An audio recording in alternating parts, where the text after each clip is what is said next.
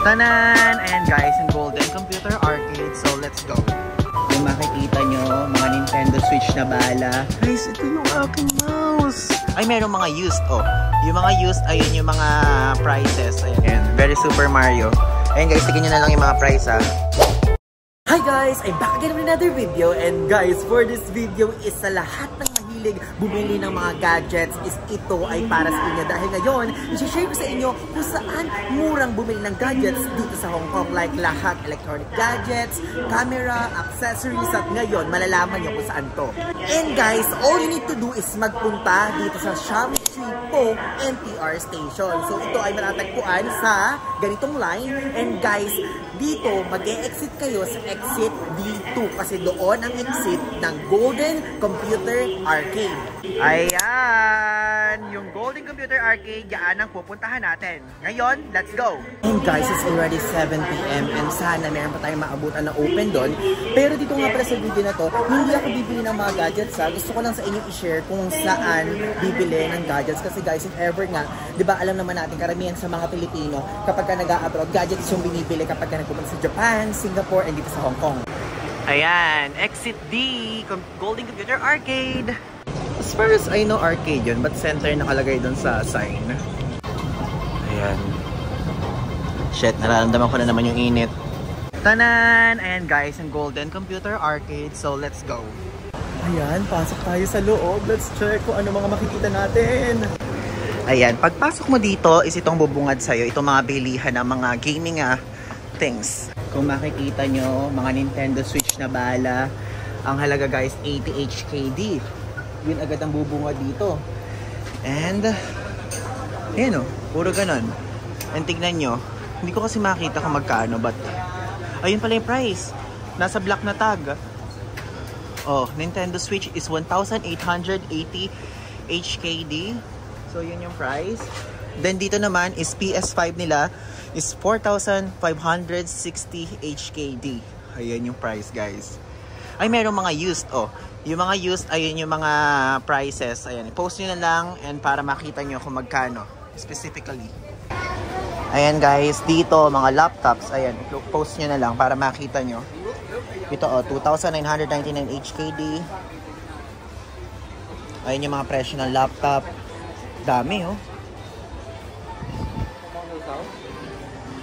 Ayan, nakikita nyo dito is, ayan o, RTX, hindi ko naman maintindihan kung ano yung nakasulat.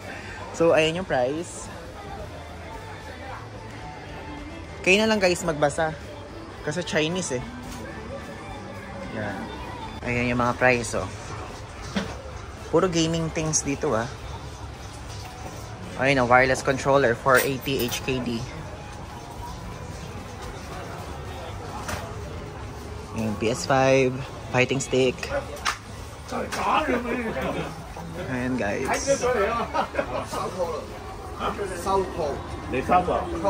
Siguro mga gaming shop talaga yun nandito sa baba. Ayun no, iba't ibang price. Puro mga PS5. Ito Game Golden yung pangalan niya. Ayan, authorized dealer siya. Ano yan, mga bala na Nintendo Switch. Naglalaro sa 298 HKD. May mababa, 268. 328. Ayan. Oh, may mas mura oh. 198 HKD. Dito naman, PS4 naman to. Yung kanina Nintendo Switch. Ayun no, Grand Theft Auto, the trilogy. Is 298 HKD. Ayun na, PS4. Oh, medyo price ito. 448 HKD. Yan. Diba? Nagbebenta din sila dito ng PlayStation Store credits. Ayan, Apple. Ayan, mga memory card. Yun yung mga binibenta nila. Actually, para siyang Divisoria na malamig na security tsura gano'n na hindi ka inaalok kasi sarili kang papasok. Ito, name na shop Ensu. Ensu. Ayan, very Super Mario. Ayan guys, tignan nyo na lang yung mga price ha. Basta yan, titignan nyo kapag nakita ng camera. Ayan. Tignan nyo, oh. Ito, 398 HKD to. Controller. Oh, 248 HKD. And here, ayan o. Mga Nintendo Switch Joy-Con 2-wheel set. 148 HKD yun. Oh. Ayan yung price. Oh. Pagka yung white, 268 HKD. Pinakamahal yung 2740. Yung Tears of the Kingdom, The Legend of Zelda na edition. And ayun yung mga bala. So ito guys, naglalaro lang siya sa mga laptop, PC, mga gaming things, ganun. Wala pa ako so far nakikita mga cellphone. Ayan o, mayroon dito mga speaker, mga JBL speaker. Ayan, mga webcam. Tignan natin. Ayan, yung JBL speaker. Ito yung shop, Audiocom. Ayan. So, 359 HKD yung price sa mga ganitong JBL speaker. Bluetooth yan guys, Bluetooth. Ito yung gusto ko yung Pulse 5. Ayun na, 1,979. Actually, hindi ko alam kung ano yun Kung may tax refund. Ito, dashcam. Oh, dashcam yan guys. If ever na gusto nyo bumili para sa kotse nyo, pwede kayo dito bumili. Convert nyo na lang yan into peso. So, ito yung current conversion ngayon. Yan. Ayan. Anker. Ayan. Anker yung brand ng power bank na ginagamit ko ngayon. Maganda yan. Anker is the best brand for me. Ayan. And here, mga cable. Ito yung price. 168 HKD. Ganun naglalaro yung mga price. Yan. Soundcore. Ay, papadala na ako nito guys. Yung Soundcore na. Hindi ko lang alam kung anong model. 699 HKD. Ganun. Ayan. Tapos, ito, mga mic. Ayan, mga condenser mic. Uy, Fantech. Meron ganyan sa TikTok shop. 230 HKD yung price nun. Yan, mga headphones. Ito yung price niya, tignan nyo, 198. Yan. Okay, ngayon, let's check naman sa mga ibang shops. Puro ganun lang dito, guys. Parang, ito parang parang CDR King tong style na to. Tignan mo, puro mga cord. Mga audio jack, 25 HKD, 35 HKD. Pwede din kayo bumili ng ganun dito. Ayan, mga pang-internet nyo. Oh, mga IP camera, smart home camera, 486 HKD. Ito mga extension cable. Ayan. Oh, ito 3-in-1 na charging stand for smartphone, watch and earbuds. 358 HKD naman 'yon. Puro ganun dito, guys. Feeling ko wala akong makikita dito mga cellphone like kunyari Samsung, kahit mga Realme, Oppo, ganun wala akong makikita.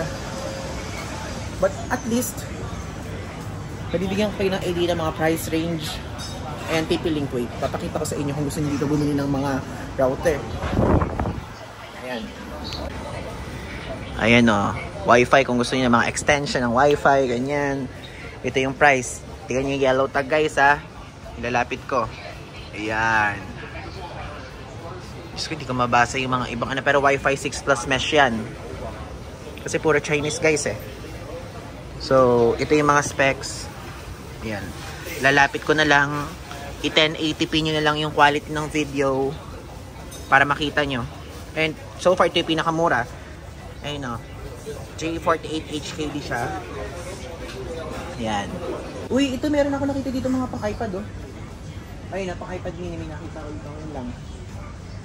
And dito, adapter. 128 HKD siya.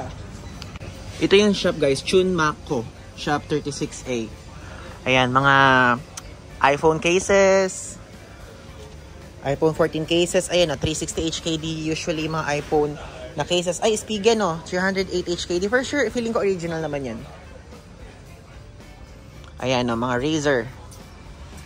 Ayan guys, naglalaro siya sa price na 249 HKD, 299 HKD, 899. Ay, may Philips din. Ay, mga mouse. Oh.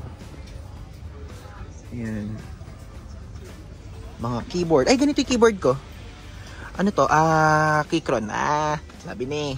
Pero yung pang Mac lang, yung mga magkakadikit lang. Nakalimutan ko kung anong type yon.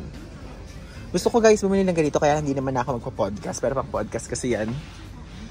Ito, mga adapter o mga charger. Ayun 150 watts. Ayan, ito din.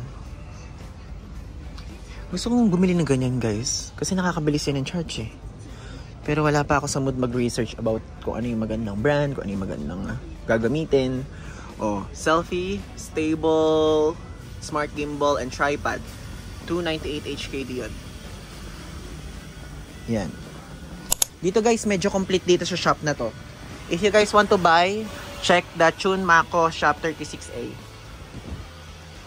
Okay, dito tayo ngayon sa mga monitor. Bibili ba kayo ng mga monitor? Trip nyo ba yung monitor? Yan. At least para maging detailed tayo. Oh, ayun na, medyo curved itong monitor na to. Alienware. Yan. Laptop. Ayan. Ayan. Meron yun dito guys, oh. Guys, ito yung aking mouse. MX3 ba? MX Master 3 yung akin? O 2?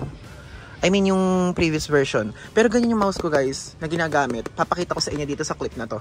So, ang halaga ng mouse... Ay, mahal pala ng mouse ko. 699 HKD.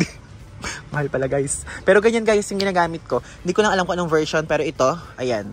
Yan yung ginagamit kong mouse. And ganito ko siya nabili sa Lazada.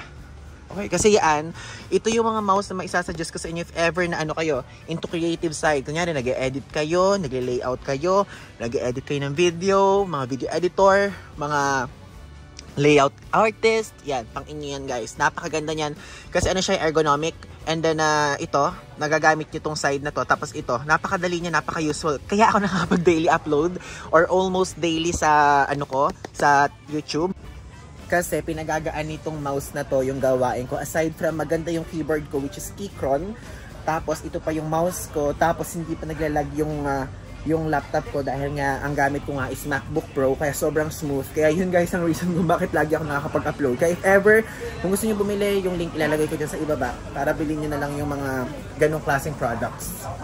So guys, nakalabas na tayo dun sa Golden Computer Arcade. Actually guys, puro mga pang-arcade pala talaga siya. Kaya pala ganun talaga yung pangalan niya. At wala ako doon mga nakita ng mga iPhone, Samsung, mga Oppo, Realme, ganyan. Kasi pang-computer siya, pang-gaming, mga laptop, ganon. And kung correct yung title nito, na focus pala siya sa gaming, saka focus siya sa mga laptop, mga mouse, mga accessories, ganon pala siya focus.